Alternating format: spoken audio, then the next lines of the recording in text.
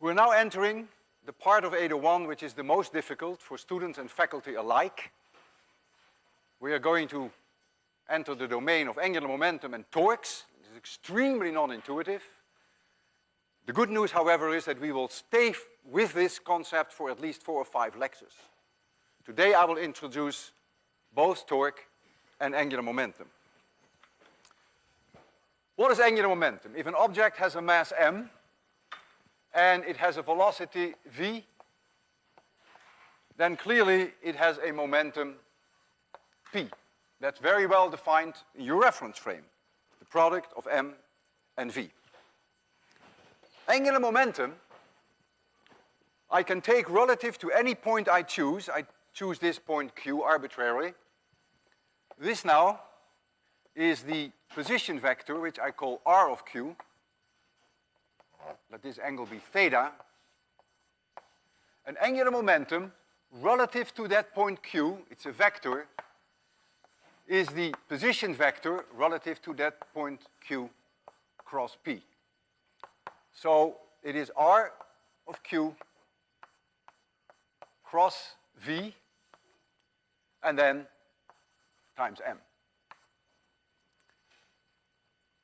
The magnitude of the angular momentum relative to point q is of course rmv, but then I have to take the sine of the angle theta. So let's say it is mv r sine theta. And this I often call, shorthand notation, r perpendicular. That r perpendicular is this distance relative to point C. What you just saw may have confused you, and for good reason, because I changed my index q to C, and there is no C. The indexes should all be q, of course. So this r is the length of this vector. It is the magnitude of this vector. So this should have a q. And r of q sine theta, which I call r perpendicular, must have an index q. And that is this part here. This angle is 90 degrees. And this here is r of q perpendicular. No c's at all, only q's. I'm sorry for that. The direction of the angular momentum is easy. You know how to do a cross product. So in this case, r cross v would be perpendicular to the blackboard. And the magnitude is also easy to calculate. Now comes the difficult problem with angular momentum. If I chose any point on this line, say point C, then the angular momentum relative to point C is 0. Very obvious, because the position vector, r, and the velocity vector, in this case, are in the same direction. So theta is 0, so the sine of theta is 0. So you immediately see that angular momentum is not an intrinsic property of a moving object, unlike momentum, which is an intrinsic property. If you sit there in 26-100, you see an object moving with a certain velocity, it has a certain mass, you know its momentum. What the angular momentum is depends on the point that you choose, on your point of origin. If you had chosen this point D, then the angular momentum would even be this way. Because when you put here the position vector in, then you see r cross v is now coming out of the blackboard. And this is why angular momentum is such a difficult concept. But we will massage it in a way that it will be very useful. Suppose I throw up an object, 26-100, and at time t equals 0, the object is here, and at time t, the object is there. So this then is the position vector at time t. The object starts off with a certain velocity, v, and a little later here, say, the velocity is like so. And there is, of course, a force on it, mg, which makes this curve. What is the angular momentum relative to point C at time 0? The angular momentum is clearly 0, because the point itself, the mass itself, is at point C. So the position vector has no length. So it's clear that it's 0. What is the angular momentum at time t when the object is here? Well, that angular momentum is clearly not 0, because you see here position vector and you see the velocity. So clearly the angular momentum was changing. Now you will say, of course it was changing. Big deal, because angular momentum has a velocity vector in it. And here the velocity vector is changing all the time.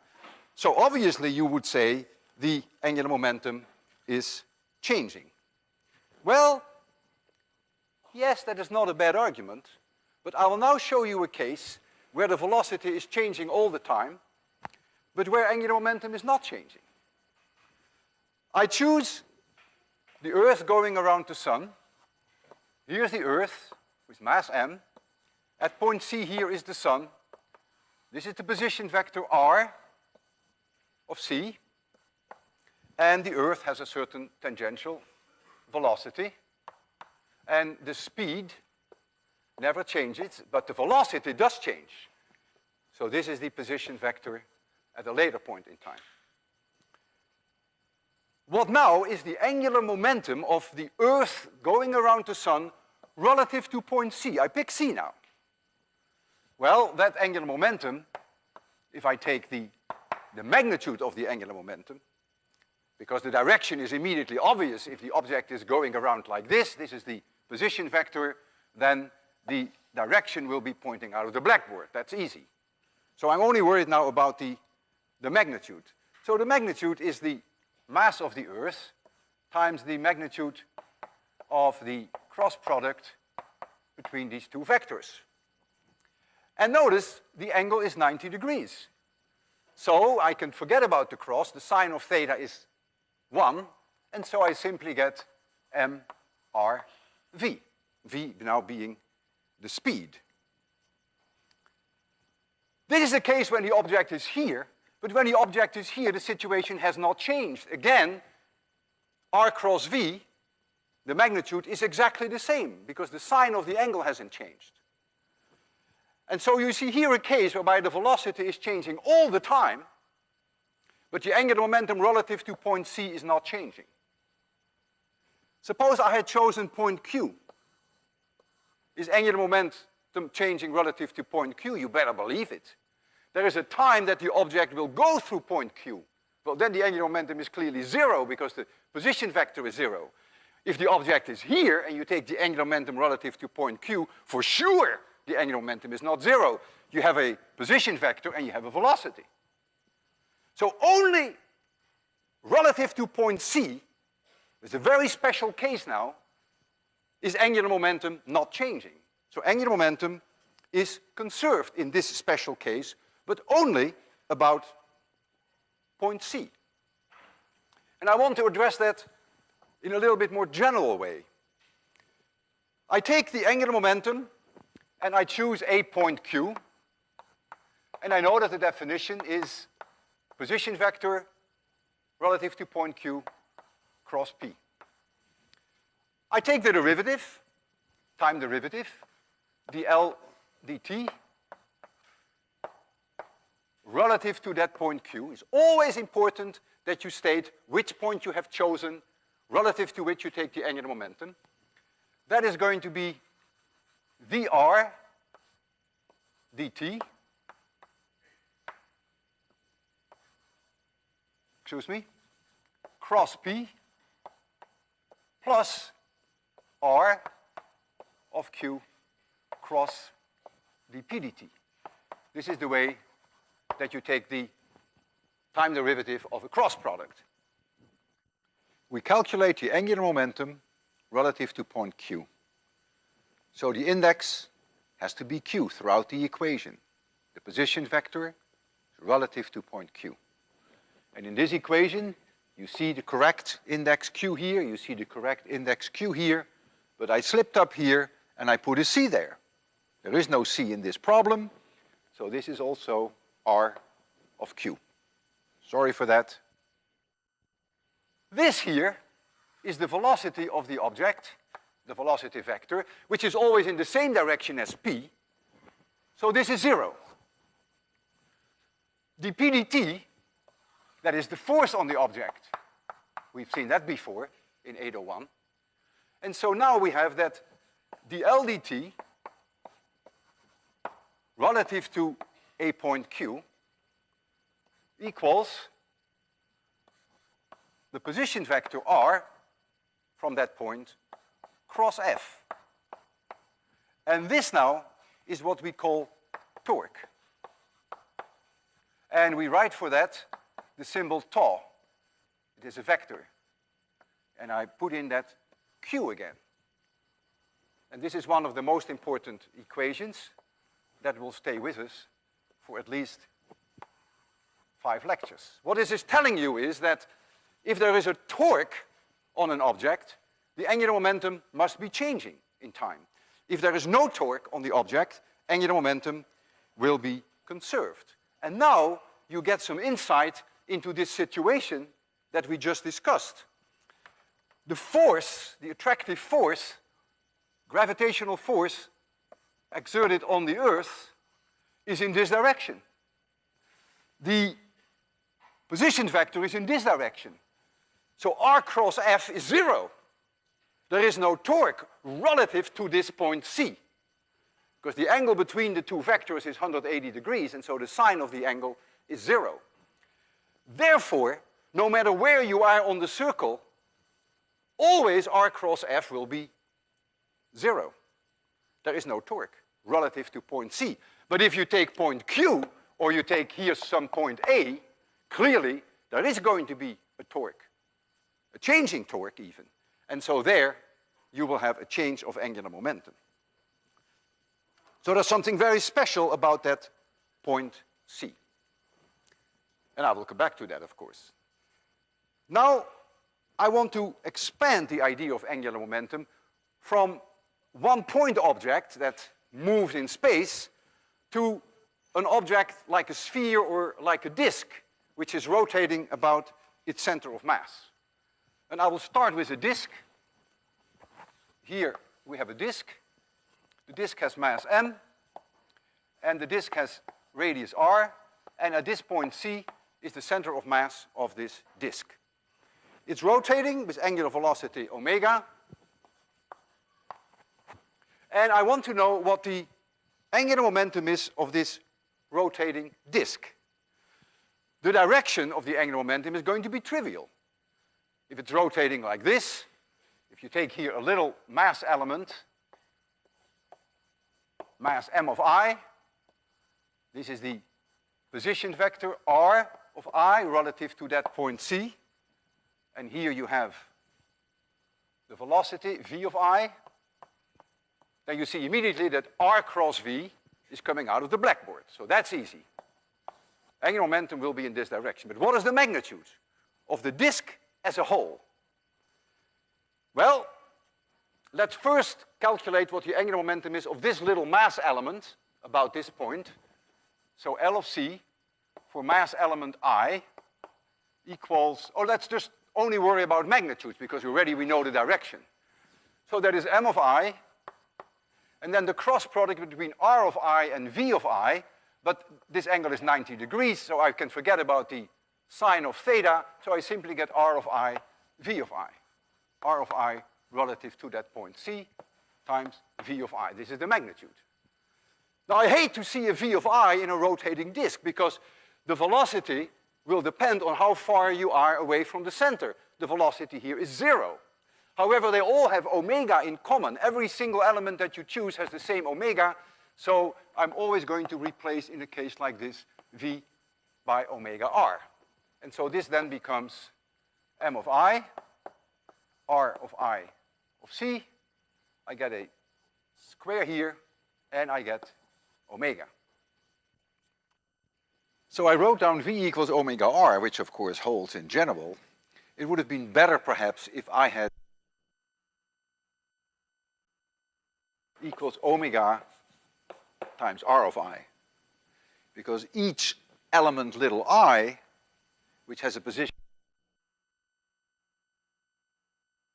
is given by v of I equals omega r of I. But I condense that sort of in one equation, v equals omega r. But this is the connection that will make it perhaps easier for you to understand what follows. So that is the angular momentum for this little mass element. But now I want to know what the entire angular momentum is about that point C. There's an axis going through the center of mass, through the center of the disk, perpendicular to the blackboard. And now, of course, I have to do the summation of all these elements I. I can bring the omega outside, and I would have then the summation of m of I, r of I, relative to that point C squared. And you see immediately, I hope that you see immediately, that this is the moment of inertia for a spin around the center of mass through that point C. And so I can write for this I of C times omega.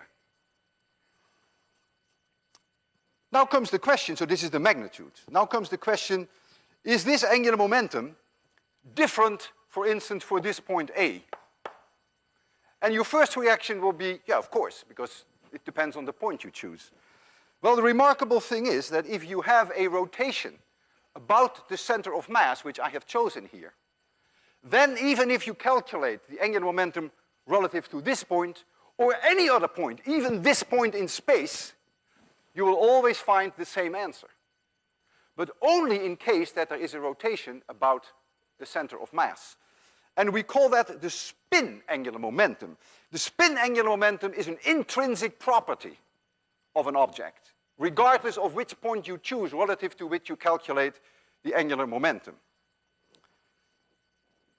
So in the case that an object is spinning about its center of mass, you no longer have to specify the point that you have chosen, your point of origin. You can really talk now about the angular momentum. The Earth is spinning about its center of mass. So the Earth has an intrinsic spin angular momentum. In addition, it has an orbital angular momentum.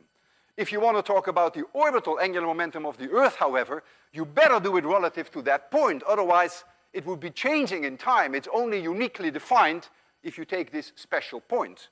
Because only about that point, which is the location of the Sun, is the angular momentum, the orbital angular momentum of the Earth not changing. I'm going to do a daredevil experiment with you, and that is called Ice Skater's Delight. You will see that it is not a delight at all, but in any case, it is definitely a fun experiment.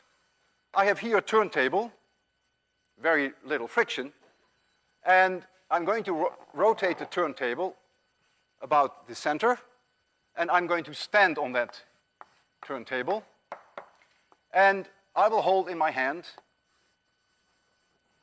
two weights, these two. They're each about 1.8 kilograms. So these weights M, 1.8 kilograms. My entire mass, including the turntable and my body, let's say, is about 75 kilograms. And I'm going to ask someone to give me a little twist to rotate me about this axis of symmetry. Rotate me, say, if you look from below, let's say I'm being rotated clockwise. So we have here a situation of a rotation about the center of mass, so we can talk about the intrinsic angular momentum of this rotating system. And the angular momentum vector will obviously be pointing upwards. That's clear. If you rotate clockwise from below, remember here you were rotating counterclockwise, it was coming out of the blackboard. Here you rotate clockwise, it will be going up. So far, so good. There is a force on me due to gravity, mg, no concern. There is an equally strong force, normal force up, and the two cancel each other out. Once I have been given a certain rotation, a certain angular velocity, I'm going to pull my arms in and pull my arms out and pull my arms in. And when I do that, that does not cause a net torque on this system. I can keep doing that all the time, and there is no net torque. And so angular momentum, as we have specified for a spinning object, must be conserved, cannot change. L equals I omega. But as I pull my arms in, my moment of inertia will go down. And when my moment of inertia goes down, then if this product has to remain constant, my angular velocity must go up, and vice versa. So when I pull my arms in, I will go faster, and when I do this, I will go slower. And I want to be a little bit quantitative with you. I simplify my own body by a geometric object for which I can calculate the moment of inertia, which is a cylinder. I may not look like a cylinder, but close enough for all practical purposes. And this cylinder has a radius of about 20 centimeters. Not too bad. It sort of fits me. And I'm going to rotate this cylinder around this axis, and I can calculate now what the moment of inertia is. This cylinder has a mass of 75 kilograms, has a radius of 20 centimeters, and so the moment of inertia in the situation that, for instance, I have these two objects next to my body here, or I have them like here, so this is my shorthand notation, equals simple 1/2 mr squared. Remember, that was the moment of inertia, we discussed that last time, of a rotating disk which rotates about the line of symmetry. And so if I put in the numbers here, the 75 kilograms, and I take a radius of 20 centimeters, then I found that this is about 1.5 in our MKS units. But now, I'm going to put my arms like this. And now the moment of inertia will go up. And I'll make a very crude calculation how much it goes up. My arm length is about 90 centimeters. The weights here are 1.8 kilogram. So I just assume that my arms have no weight, for simplicity, that all the weight is in these two objects. It's a simplification, but you will see there's a dramatic change, and that's all I want you to see. So now the moment of inertia, when my arms are like this, of course, is my body, which is the 1.5, that is still there, but now there is an additional component, one from this mass, which is mr squared, and one from this mass, which is mr squared, where this is now that radius r. And so I get twice that mass, and then I have to take r squared, which is 0.9 squared, and I have to take the 1.8. Because that's the moment of inertia of this object about this point. That is mr squared. I assume that my arm has no mass. And when you add this up, you'll find 4.5 in MKS units, kilograms, meters squared. And now you see, if I go from this situation to this, my moment of inertia goes down by a factor of 3. And if my moment of inertia goes down by a factor of 3, my angular velocity must go up by a factor of 3, and vice versa. I want to do this experiment, but this experiment is not without danger. The problem with this experiment is that the moment that you pull your arms in, you get immediately extremely dizzy, and you can lose your balance, and you can fall flat out on the floor. And I've just talked this morning with some students here who did that in high school, and he told me that indeed one of the teachers went flat down, and I try not to do that today. So I need really assistance from someone whom I can trust. You think I can trust you? Not you. That's an honest answer. You are a strong man. You can I trust you? The first thing I want you to do is to help me get on here, because even getting on here is not easy. If I just step on here, I will probably fall. Okay, so stand there, put your arm around my neck, support me strongly. Yeah? Okay. All right, there we go. Now stay with me for a while. Okay, just stay there. All right. Now you give me a reasonable angular velocity, whatever you think is reasonable. I'll tell you if it's completely unreasonable. Give me a push. That's fine. Wow, is it fine? Now you walk a little bit away. If I fall, try to catch me.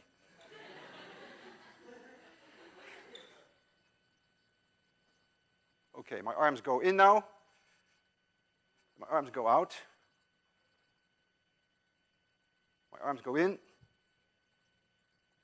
My arms go out. Okay, now I'm completely dizzy now. This is no joke. So stop me, yeah? Just hold it. No, just hold me, hold me. Okay, give my hand. Okay. Okay, you passed the course.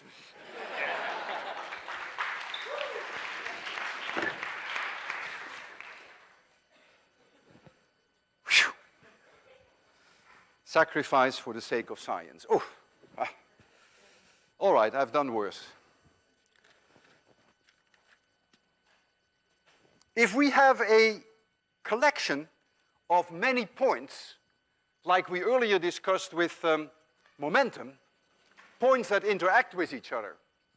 There could be stars who gravitationally interact. Could be objects which are connected with springs.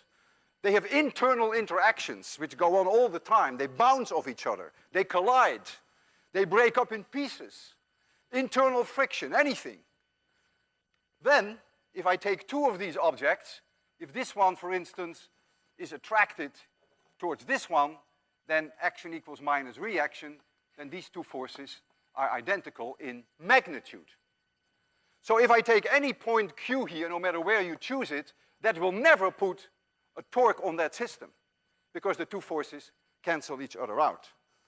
And so now we get the final conservation of angular momentum. It's all its glory if only we add here one little word, external. The angular momentum of a system, this was angular momentum of just one object.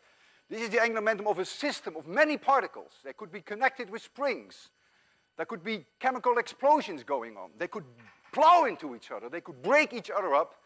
The angular momentum will not change if there is no net external torque on that system, because all the internal torques cancel out, because action equals minus reaction.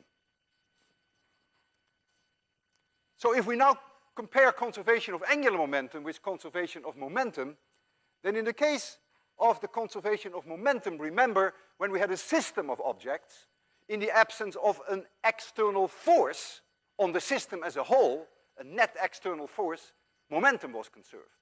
Now we have, with a system of particles, in the absence of a net external torque, angular momentum is conserved.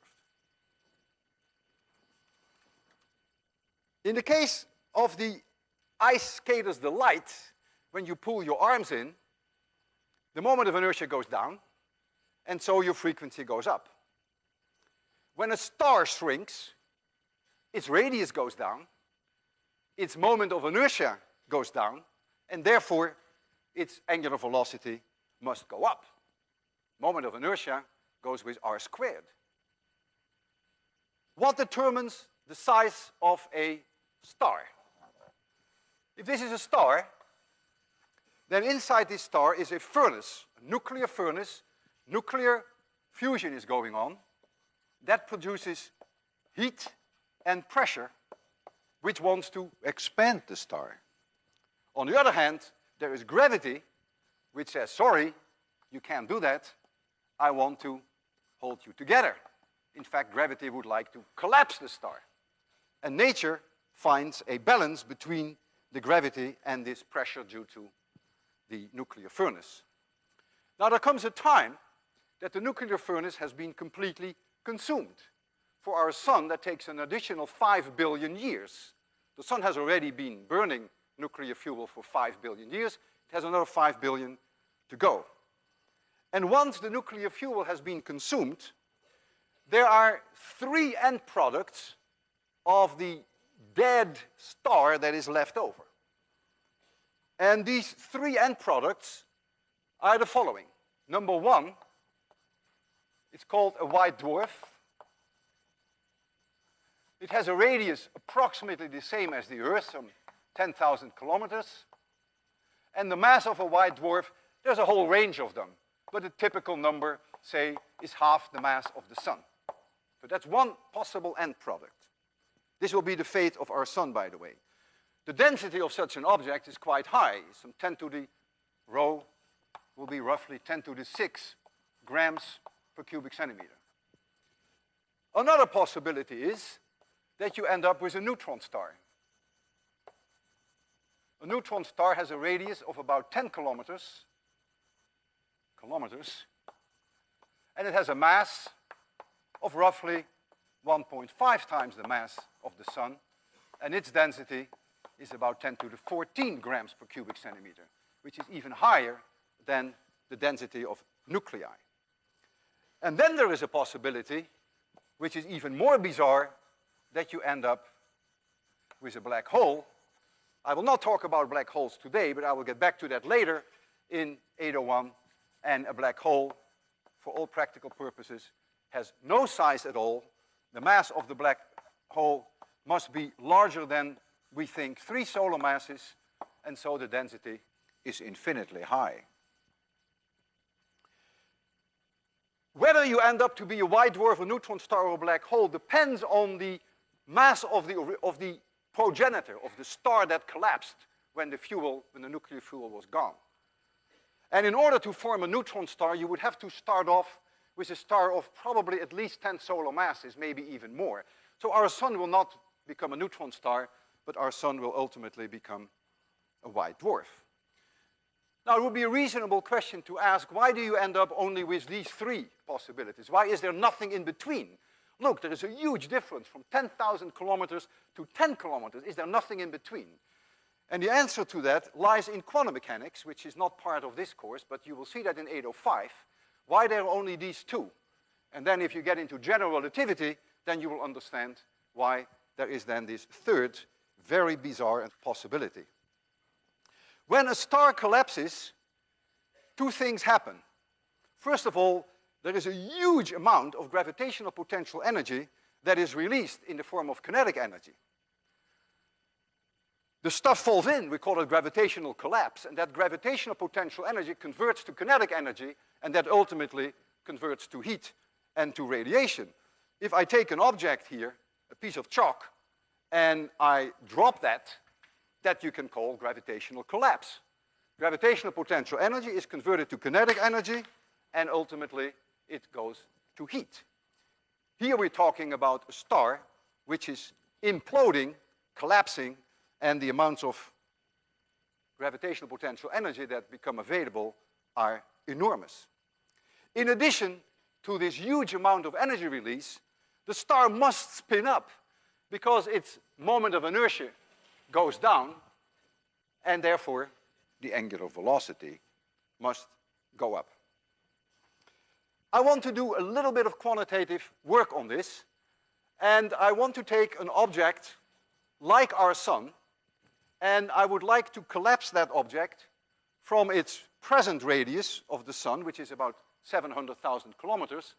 I want to collapse that to a neutron star with a radius of 10 kilometers, even though I know, and I told you, that the sun will not become a neutron star.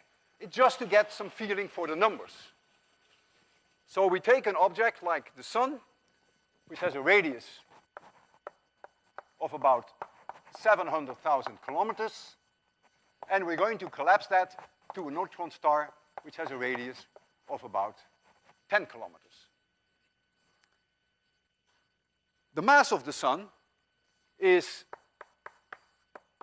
2 times 10 to the 30 kilograms. And for those of you who are good at math, they can calculate when you collapse this object without losing any mass, you keep all the mass, but you shrink it to 10 kilometers, how much gravitational potential energy is released. And that is a staggering number. And I call that delta U. It is a loss of gravitational potential energy, which is about 10 to the 46 joules. And this number is truly mind-boggling. This is converted to kinetic energy, and then it is converted to heat and all forms of radiation. To give you a feeling for how absurdly large this number is, if you take the sun and you take all the energy that the sun produces in its 10 billion years that it will live, the total energy output of the sun is 100 times less than this number, and this comes out in a matter of seconds. So it is a mind-boggling idea that the sun is producing in 10 billion years, the lifetime of the sun, it is producing less energy than what happens during a stellar collapse to a neutron star. 100 times less.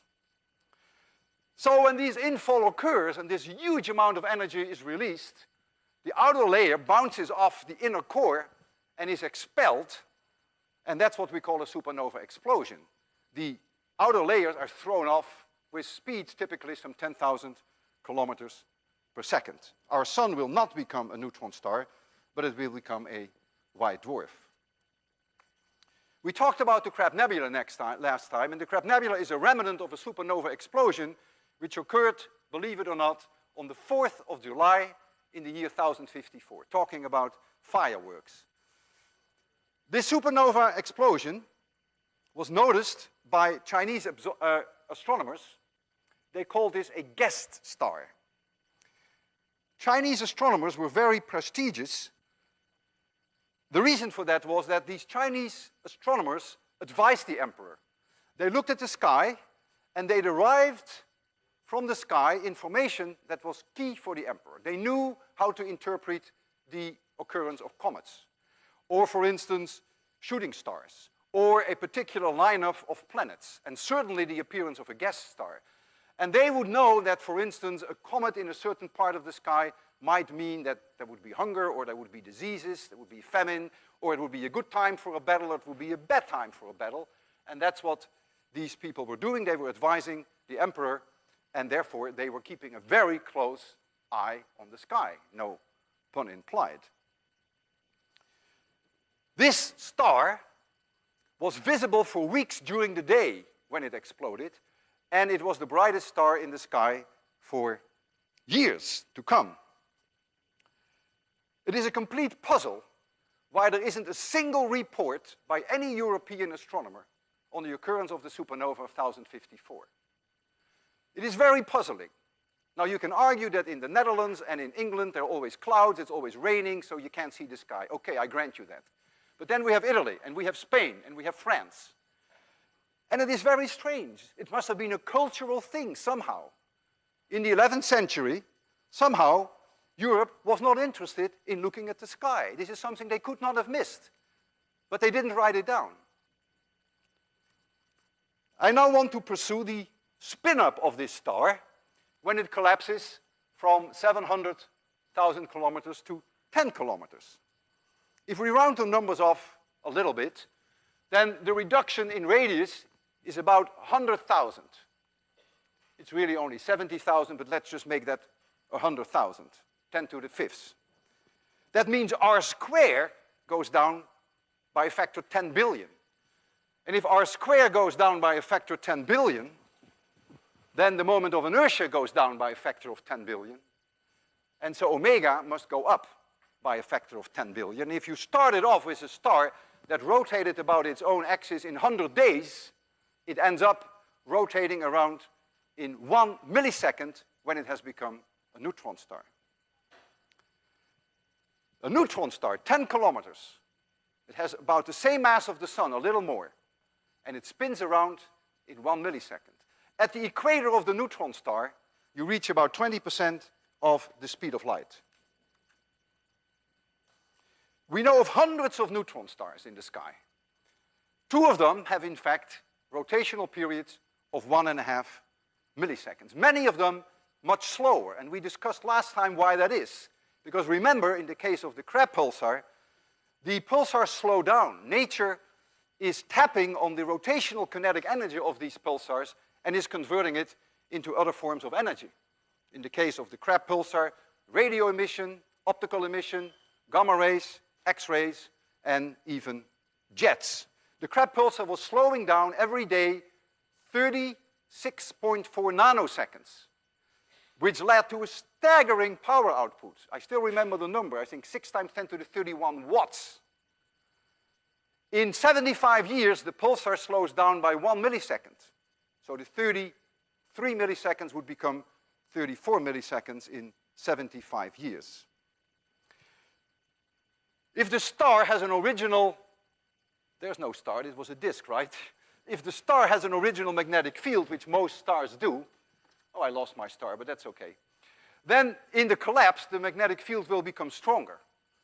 And this is something you will learn about in 802, why it becomes stronger. So most of these neutron stars have strong magnetic fields, and most rotate very fast. And for reasons that we don't quite understand, many of them blink at us. They blink at us in radio emission. We believe that there are two beams of radio emission, like a lighthouse, going out from the two magnetic poles of the neutron star. And as the neutron star rotates, and you are on Earth, if it sweeps over you, you see radio emission, you see nothing, you see radio emission, you see radio emission. So many pulsars whose beam doesn't sweep over the Earth, we would never be able to see, of course. And in the case of the pulsar and the Crab, it's even more special because that pulsar also blinks at us in the optical, in the X-rays, and in the gamma rays. And so now I would like to show you some slides and discuss in a little bit more detail the supernova explosions and the fabulous light output and the spin-up. So I have to make it quite dark. Make it completely dark. There we go. And so the first slide is simply an artist's conception, don't take this too seriously, of these beams of radio emission. This is then the rotating neutron star. And if the axis of rotation doesn't coincide with the magnetic dipole axis, and if you have these radio beams, which we do not understand how they are formed, then you can see when they rotate how they can sweep over you. Now you may say, well, that's a little bit artificial because why would the axis of rotation be different from the magnetic dipole axis? Well, that is not an exception at all in astronomy. The Earth itself has a magnetic dipole axis which does not coincide with the axis of rotation. In fact, almost all the planets in our planetary system have a magnetic dipole axis which makes a large angle with the axis of rotation. So that's the rule in astronomy rather than the exception, even though it may not be easy to understand that. And these blue lines then represent magnetic field lines. You will see more of them than you like when you take 802. And here is Jocelyn Bell. Jocelyn Bell was a graduate student under Anthony Hewish in Cambridge, England, and she discovered pulsars. She found in the radio data, which were obtained using a new telescope that Anthony Hewish had built, she found in there periodic signals, pulses if you want to call them. You see some of them here at the bottom, and they were 1.3 seconds apart. And she reported that to Anthony, and Anthony said, well, that gotta be nonsense, of course. I mean, there's not an object in the sky that is going to give us pulses with a separation of 1.3 seconds. So they just assumed that it was caused by an elevator, by maybe milking cow machines or things of that nature, motorcycles. And so they did every conceivable thing to check whether indeed this was a man-made phenomenon.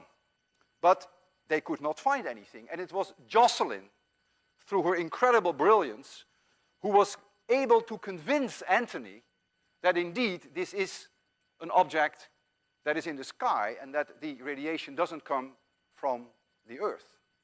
And when they realized that this would be the discovery of not only the century, but of all of mankind, because they said, well, who could possibly send radio beams at us and modulate them with a period of 1.3 seconds? Only intelligent life can do that.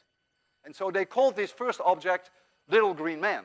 But just before they published, they discovered this in 1967, by the way, they found a second pulsar which had a slightly different frequency than the 1.3 second period. And so then they realized that it was probably not intelligent life, but that it was an astronomical object. So they gave that second object the name Little Green Man 2, but they abandoned that idea very quickly. Now comes the sad part of the story. In 1974, Anthony Hewish was awarded the Nobel Prize for this discovery. And Jocelyn, who more than deserved it, who really was the discoverer, who was the person who proved that this was astronomical, did not share in the Nobel Prize. It is upsetting, it is sad. I have discussed it with Jocelyn several times, I know her quite well, and she takes it actually very lightly, too lightly, I think. Still people feel unhappy about it, and still after so many years, the Nobel Prize was awarded in 1974, every time that I think about this magnificent discovery, and I think about Jocelyn, I think about this gross injustice. Here we see the Crab Nebula again. We've seen it before. The red filaments that you see here are the result of matter that was blown off when the implosion occurred and when the outer layers bounced off the inner core. And originally they had a speed of about 10,000 kilometers per second, and by now, it is about 1,000 years later, these speeds have been reduced somewhat. But here at the center, you see the pulsar, and last time I showed you convincing evidence that this is the pulsar because it's blinking at us. It has a diameter of about 7 light years. It is a distance from us of about 5,000 light years. In terms of angular size in the sky, it's about 5 arc minutes in size, which is about 1/6 of the angular diameter of the moon.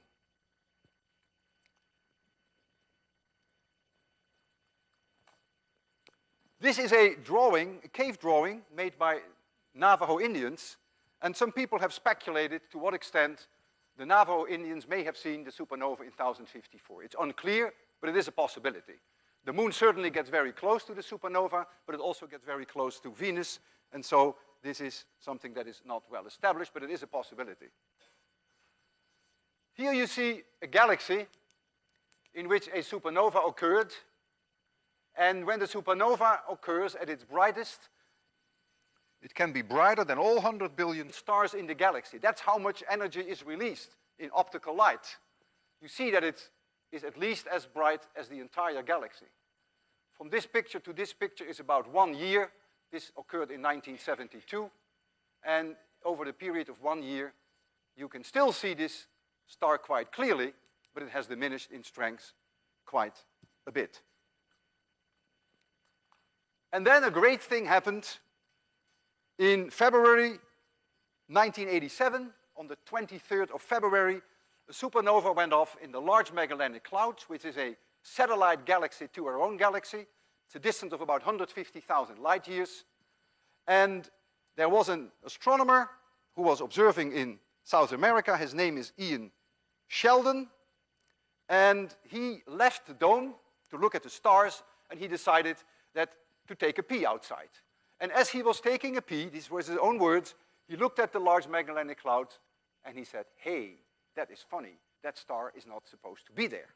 And he was the discoverer of what is now known as 1987A.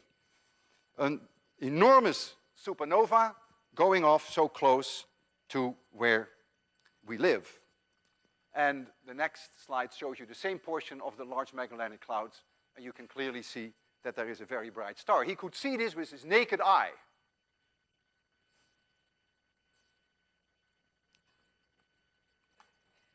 This is a picture made by the Hubble Space Telescope of supernova 1987A. The inner ring that you see is the result of matter that was thrown off by the star before it went into supernova explosion. Some 25,000 years earlier, it expelled gas in its equator. This is really a circle, although it looks like an ellipse because of the projection effect. And this ring of matter moved out with a speed of about 8 kilometers per second. And it has a radius of about 8 light months.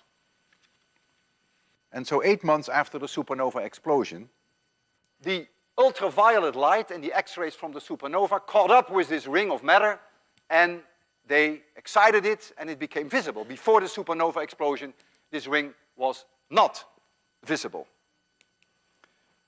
We are expecting in a few years that the matter itself that was thrown off with a much more modest speed of about 10,000 kilometers per second, that matter will also plow into this ring, and then we expect some real fireworks again. There is no explanation that people agree upon for these two called hourglass rings. They are quite mysterious, and there are papers written on it, and people disagree on their origin.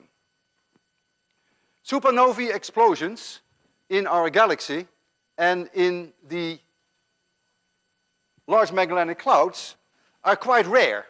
We expect no more than about 1 in 100 years. The previous one that could be seen with naked eye was in the year 1604. It's called Kepler's supernova.